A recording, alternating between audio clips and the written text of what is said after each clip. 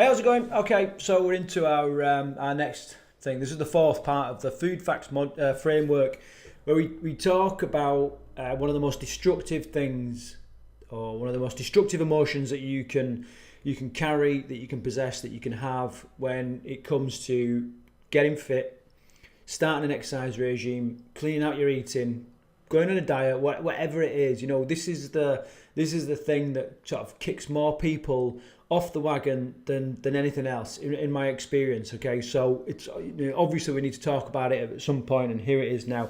And basically, what I'm talking about is guilt, and the D in food stands for ditch the guilt. And if you take nothing else away from this program, if you learn to sort of live a little bit more guilt-free, if you learn to accept some of the mistakes you make and the issues you have as being a general part of life and a necessity for learning, you're going to be in much more of a powerful place. You're going to be much more in control. And so that's what this is about. It's about taking you from guilt-ridden failure, which is what we often feel, when we're trying to clean out our eating and sort out our image and all that kind of stuff, and with a history of losses, to a champion, to a food or fitness champion with a history of success, and that's what this is about. And it's completely flipping what you're doing now. The things in your life are not necessarily going to change. You can't.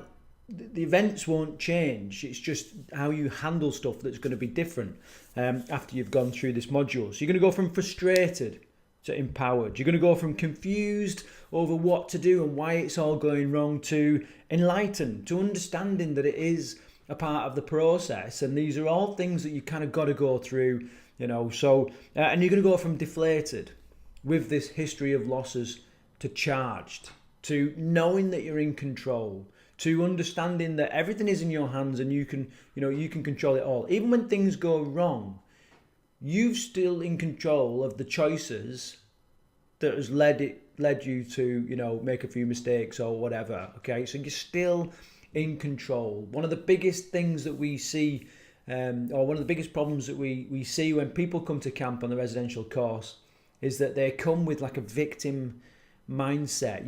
They think that the world is plotting against them and that everything has conspired to make them fat and all this kind of stuff. And actually, it's a bit of a cop-out. I know we naturally think that way. We're naturally quite negative animals, because it's what kept us alive back in prehistoric times, or, not prehistoric times, but when we was evolving.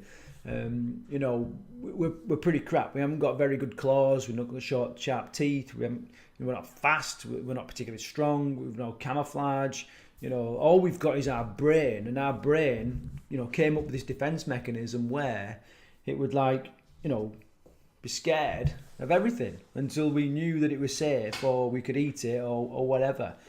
So we naturally look for the negatives, and we also develop, when our brain massively matured, we develop this ability to worry. We develop the ability to sort of look back at what we've done and think, and dwell on it, and this created guilt, and there's not many animals, if any, that suffer with these problems, because if a cow does something wrong, it doesn't analyze it for days and days on end. It doesn't beat itself up because it ate the wrong plant. If an elephant, whatever, it doesn't analyze it for ages and ages and ages to and bully itself. As humans we do. Okay, so a lot of this stuff that I'm talking about, you can align a lot of it to sort of Gestalt thinking. In Gestalt thinking, not that I've done any study of Gestalt thinking, but I know the theory behind the guilt and everything, and creating a history of success. I just want to do a little diagram for you. So imagine we've got this line, okay? Hopefully you can see that on the screen. And what happens is we have little events, and some of them are quite big and some of them are quite small. And it ends up, we end up with like a line there of stuff that's gone on. We create this history. And I've used crosses. In Gestalt, I think they use like pearls, okay, little beads. But I've used crosses because I think it shows it just shows it a little bit better. We have all these little negative events, and we get this little cross on our timeline, and before we know it, we've got this timeline of negatives, which is like really demotivating. It's really frustrating, what I want to do in this, and I'm going to use sort of the little pearl, little beads to represent this in another way.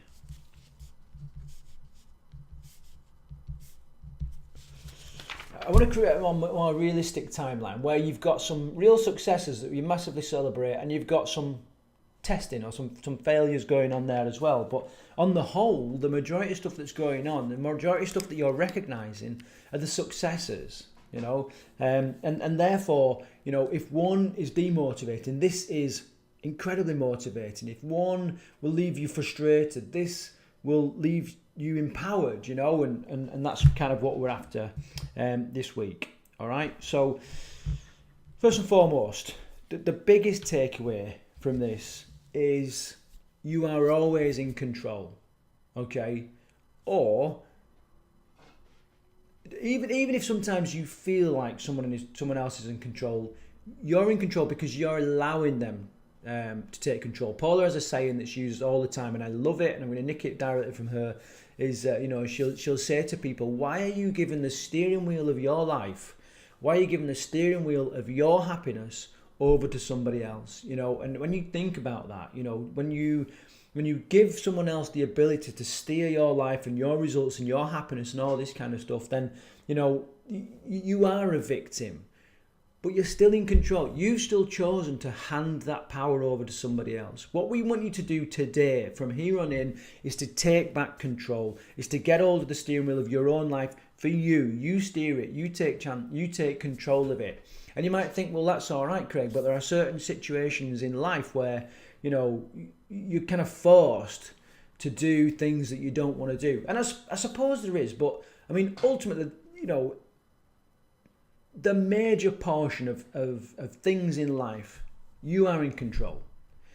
I had a deep discussion with a lady that was on the Conquer Food program at camp, and actually she was probably the best Conquer foodie we have ever had. The way that she gripped stuff. But we had a little bit of a discussion once, and there was an event coming up in her life, and I think it was like a sister's wedding. Oh no, it was someone else's, but we was talking about it. It was their sister's wedding, and they were like, I don't know what to do because I'm going to try and eat clean. I'm going to stay off the booze. I'm going to do this. I'm going to do that. But it's a bit of a nightmare because it's my sister's wedding. Everyone's going to be drinking. Blah blah blah. Everyone's going to be encouraging me to eat. I'm just really worried that I'm going to fall back into my old ways. Right. My opinion was, I said, have you decided to go? And they went, well, it's not about that, is it? It's my sister's wedding. I've got to go. And I was like, no, you don't have to go. And, they were like that. Well, I do. It's my sister's wedding. If I don't go, then I'm going to be... And the girl that I'm talking about said, well, I think it's something to do with like social conformity.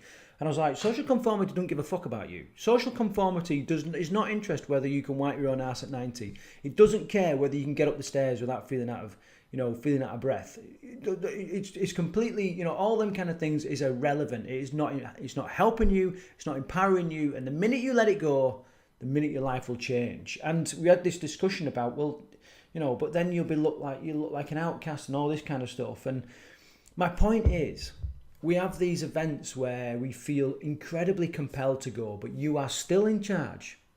You could still not go. Whether you accept this now or whatever, you cannot deny that you could dig your heels in and go, no, I'm not going.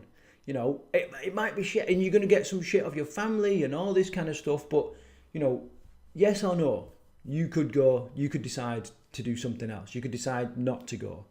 Of course you could. What I'm kind of getting at here is that, all these external pressures, you've really got to work out which ones you're going to tolerate, because you get in life what you tolerate. And if you tolerate life and social pressures and, marketing and the food industry and the fitness industry pushing you around, well, then, that's what you're going to get. If you don't tolerate this stuff, if you dig your heels in and go, no, I'm not doing it anymore, I'm going to take charge of my own results, my own health, all, my future is in my hands, things change. And, the discussion went on and we spoke about, I said, right, yes or no, have you decided to go? And he went, well, yeah. Okay, now I'm not questioning whether he should go. I'm not saying don't go. I'm not saying anything like that. All I want him to do is to accept the responsibility that he's decided to go. Now, let's fast forward a little bit. We've all been in this situation before where we go to an event with all the best intentions, but because of all the different pressures and the different stimulus, and because it's, usually in the evening and your willpower's at its lowest, you end up having too many drinks, eating the wrong foods, and then the next day, that night or whatever, just beating yourself up with guilt. Like, taking out a big guilt stick and just whacking yourself on the head for days and days and days until you drop off the diet, you drop off the fitness program, and you're just like, what's the fucking point, right? Here's the thing. What we're trying to get you to do is you take responsibility for the decision. Have you decided to go? Yes. Right. Now go. You've decided to go, so go. You've got to be prepared to take the consequences, all right? But you cannot beat yourself up with guilt. It was your choice. You made the choice to go, so you've got to take the consequences. And what I'm saying there, I'm not giving you free rein to go and just eat whatever you want and go, yeah, I'm guilt-free, I'll be fucking laughing. That's not the case. What I'm saying is, you decide to go. Yes, there's going to be some consequences. If you decided you're going to accept those consequences, then ditch the guilt and get yourself back in the wagon. And it's about, it's about taking responsibility for your choices and being happy with what's going on, because, at that moment in time, you would rather go and celebrate your sister's wedding because it's once in a lifetime, hopefully. It's going to be an incredible day with all your family there. And every now and again, it's okay to overindulge a little bit as long as you've accounted for it and you're prepared for the consequences. You've decided to do that as opposed to living on bloody, you're cleaning out your eating, moderating your eating, staying off the alcohol and all this kind of stuff. You chose to do it. So you cannot be guilty about it. It was your decision in the long run. So I'm kind of going on a little bit here. Another little story that paints the picture. So I tell this story a lot, and it's a really simple story, but it's a true story, and it really paints a picture. I was driving down the road. Paula got in the car. We was driving down the road, and she was sat like this, miserable. And I was like, "What's up with you?" And she said, "Oh no, don't worry about it, don't you?" And I was like, "No, come on, what's the matter? I can see there's something wrong. Talk to me." And she was like, "Well, I've been trying to eat clean for a long time now." And I was like, "Yeah." And she goes, "Well, and I've been like working on my training and all this, and yeah, and I've been making really good progress. Yeah, what is it?" And she said, "Well, I've just had some peanut M&Ms." And I was like, "Fuck it, don't matter. It's only one bag of peanut M&Ms." And she was like, "No, Craig, you don't understand. I've been working hard at this for weeks now, and I've fucking let myself down by having this bloody peanut M&Ms. I didn't even want them, didn't enjoy them, blah, blah." And I was like, "Right, stop." And I pulled the car over and went, "Right, burp into these hands." And I made a burp into my hands. And she was like, "What the fuck are you doing?" And I said, "Right, quick, wind the window down. I made her wind the window down, and I threw it at me. "Fuck off. Get out." She goes, "What are you doing?" I said, "That's your guilt. It's gone. It's not serving you. It's not helping you. You're putting yourself into a miserable hole because you've had one little hiccup. You've had one little problem. You're still ahead in regards to the whole war. You've lost a battle, but in regards to the whole war, you're still way ahead. But you're risking all of that because you're feeling guilty over a decision that you made. Instead of just sort of ditching the guilt, thinking, right, where do I go from here? Let's just crack on because it's not the end of the road." And that is much more empowering than beating yourself up for weeks and weeks, for days and days, to the point where you just give in.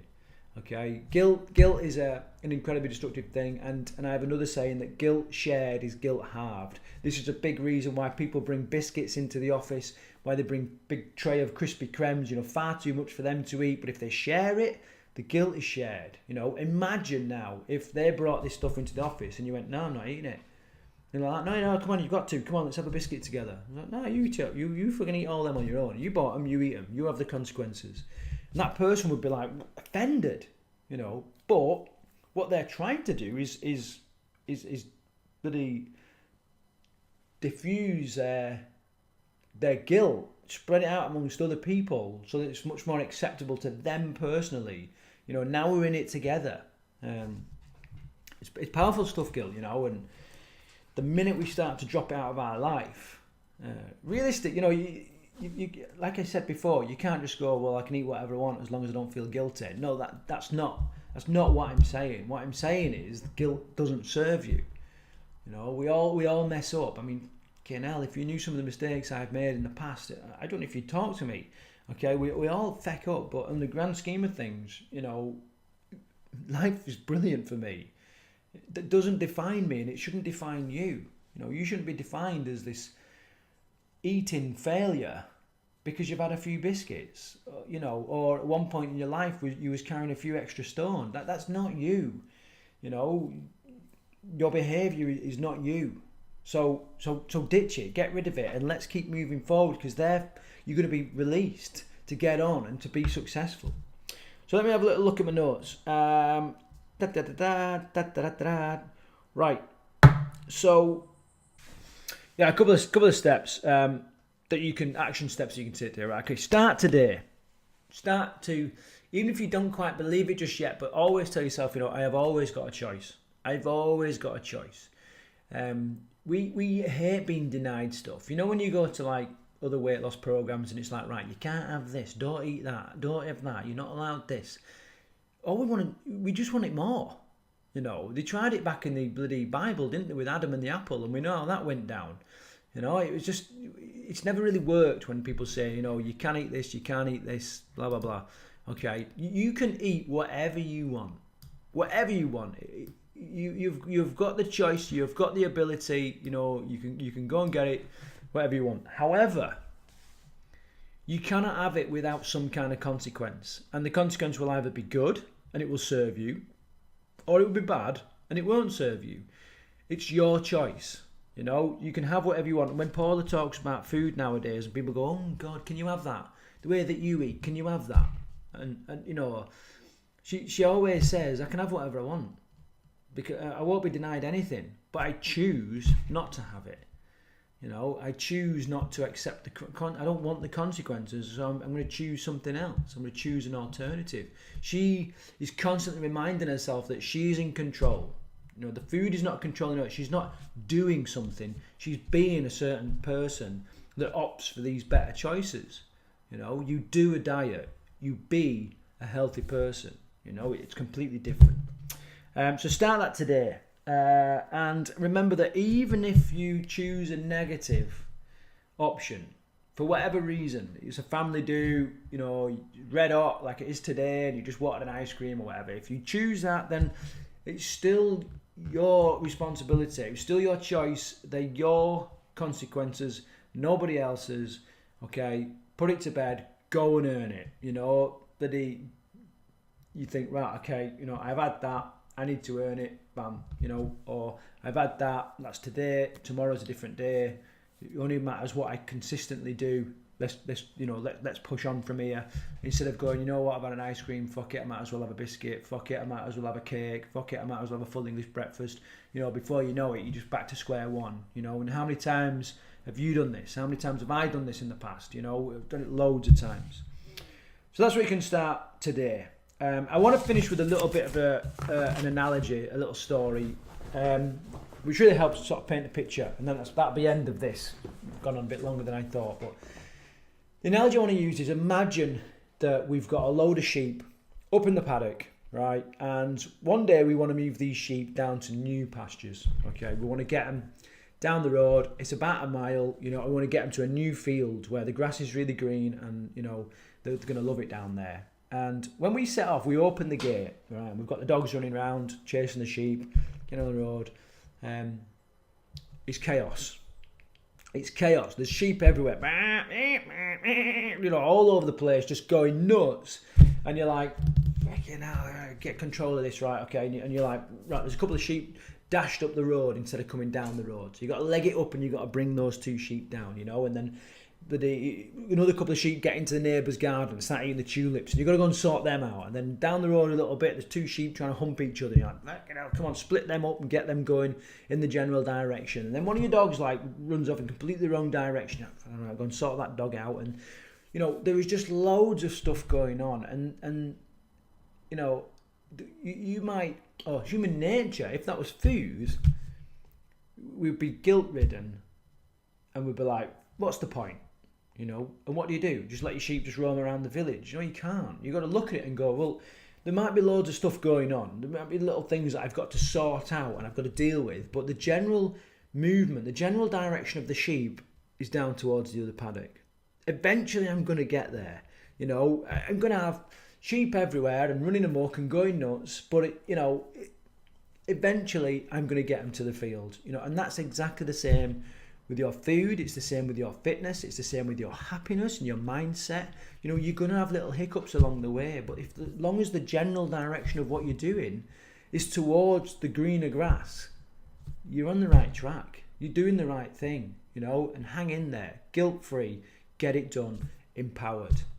Brilliant. Okay, so as always, if something in this module has resonated with you, if you've got things to share, if you've got experiences of guilt working against you, or experience where you've been out and you've managed to put guilt to one side, please share it in the Facebook group. Let's get lots of engagement in there, help other people out, help the people around you, and remember that, you know, teaching and instructing other people really cements this knowledge in your own mind. So we're going to move on to the next module in this, which is Fat is Your Friend, which no doubt is going to be a bit of a long one, because this is so important. You know, we're really going to buck the trend and change the way that you think about food by looking at fat. All right, so the next module is Fat is Your Friend, and I'll see you there. Take care.